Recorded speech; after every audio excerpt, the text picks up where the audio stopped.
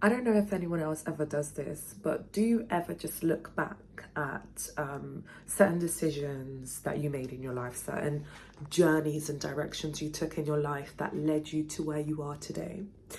And I think this is this video is going to be about that, about certain things that happened in my past that I think almost paved the way for my future in certain ways. And I'll also give you a little rundown of why this page is called Helena Thunderborn. So, ever since I can remember, I've always wanted to be an actor. And I remember specifically, I think it was in year 5 where I just moved to the UK. So I moved into the UK twice. I came into the UK when I was 5, and then I went back to Portugal where I was born. And then we came back again in year 5.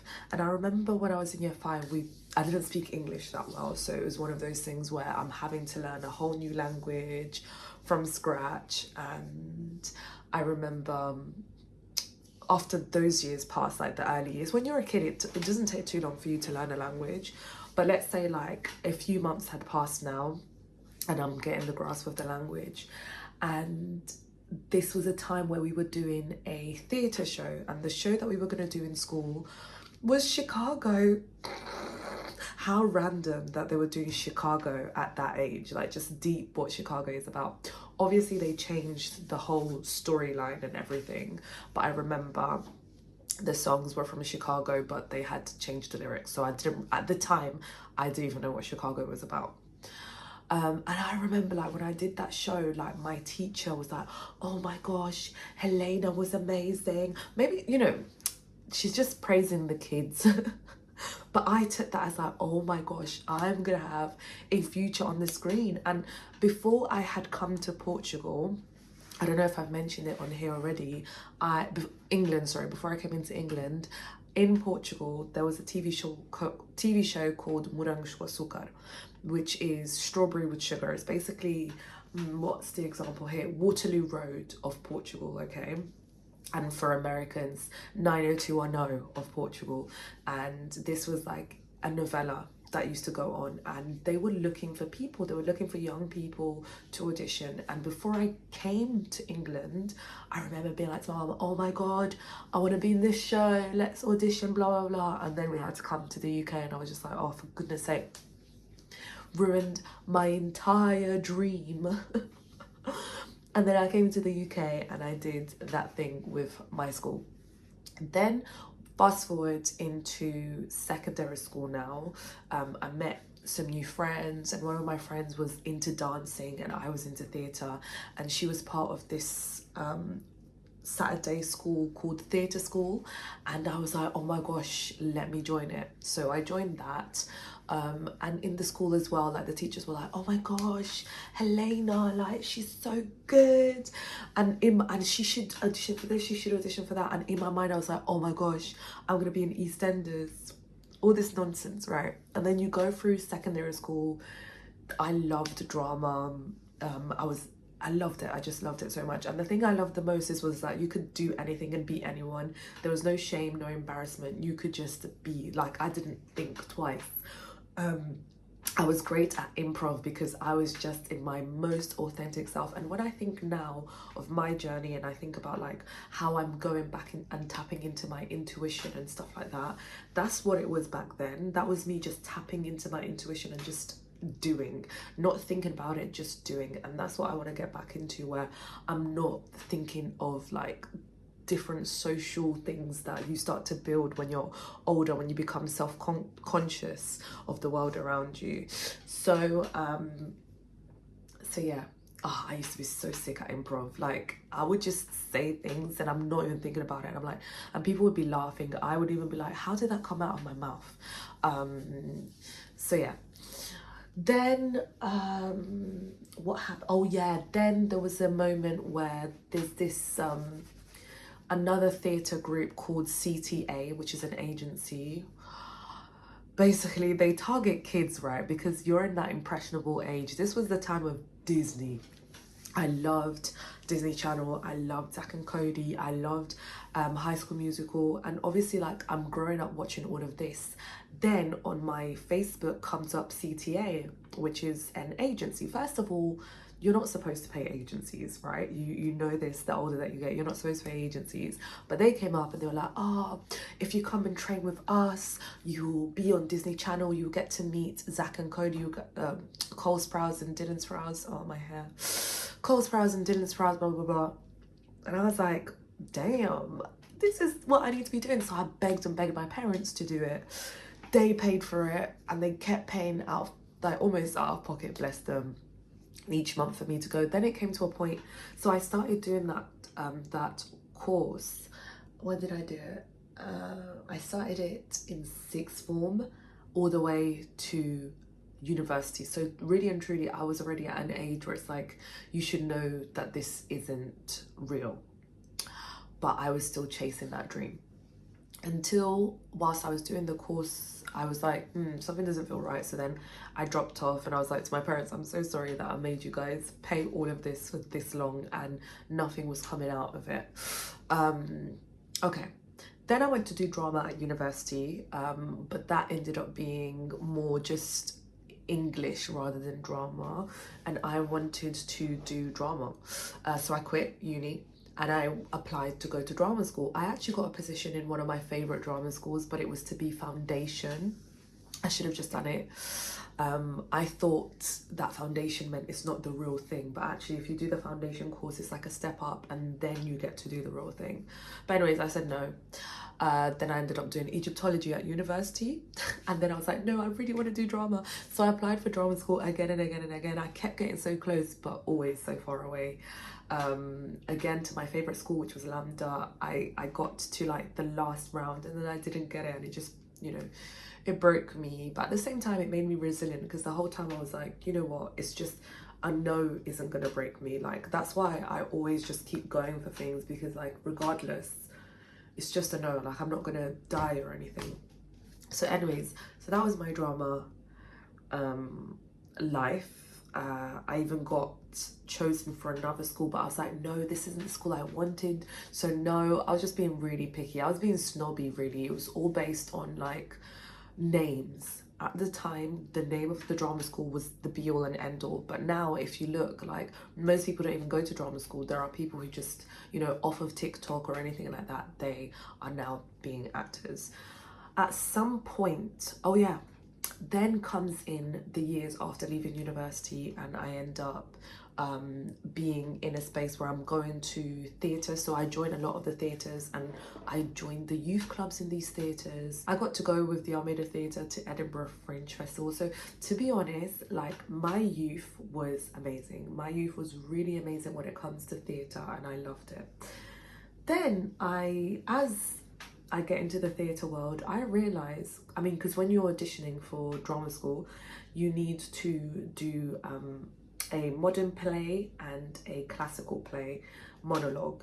And I remember every time I'm doing these monologues and I'm looking for a monologue of a black person that looks like me, a story that looks like me, the stories were always the same for black people. It was always like just really hard lives of, like, you know, violence and abuse and all this stuff. And I was like, isn't there anything else? Because this isn't my, like, I haven't grown up in a violent home or anything like that. I would love to do a story that is different. Like, nothing was ever painting us in a different light. And so I was like, damn, I need to be a writer, because at that time I thought that acting is, you can only be an actor and you couldn't be a writer. Then I remembered, hold on a minute, I used to love writing in school. I remember I did in year 7 a stream of consciousness where you just write without thinking, which is how I got into intuitive writing. You write without thinking, and I remember every time I read back, I was like, oh my God, I said that. Like, how do I know any of these things? So then, fast forward to writing. I was convinced that I need to write these stories. So I wrote my first play called Firecracker, which I have here. I joined the what was it called? The Oval House Theatre. They were looking for 6 young writers who wanted to write stories that have never been told, and I applied and I got it. And actually, I was inspired by another play that I saw by Arinze Kenny called Misty. This play was amazing. When I tell, it was a one-man play, and he just brought so much to life in a way that it was a story about gentrification in London, and yeah, it was just amazing. If you saw it, I went to see it 5 times, and I actually named my son after the writer because it really moved me and it inspired me to tell the stories that I want to tell. So Firecracker is essentially a story about the relationship between Angola and Brazil, and how Capoeira traveled to Brazil from Angola. Obviously, the Angolan people were stolen from Brazil and forcibly taken, not from Brazil, sorry, from Angola, and forcibly taken into Brazil to be enslaved, right? And I looked from the angle of Queen Ginga, who was a warrior queen in the 1600s. She fought against the Portuguese for like 80 years. She had a lot of strategy. She was intelligent. She was a fighter. And in my play, I used her to tell whoever goes to Brazil to take this fight with them, to take Ungolo with them so that they can use it in Brazil, which then developed into Capoeira. Then, so the play kind of goes into past and present. Then I look at Marielle Franco in Brazil, and I find it so interesting that this play is a lot about grief. And I wrote about grief before I'd even experienced grief myself. So for those who don't know, Marielle Franco was a councilwoman in Brazil, quite big.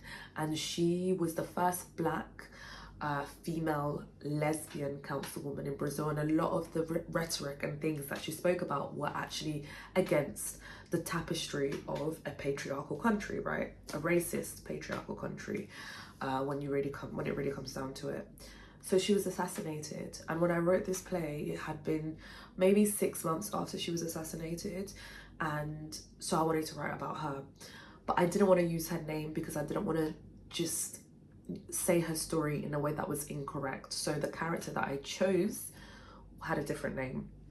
This character was murdered, assassinated, and her goddaughter was moved to use capoeira to fight her assassinators, and that's the premise of the story. So I wanted to take this further. I really wanted to take this further. I wrote this in 2019. But then, and I actually got signed. I got an acting agent off of the back of that. Everything I wanted came off of the back of this play.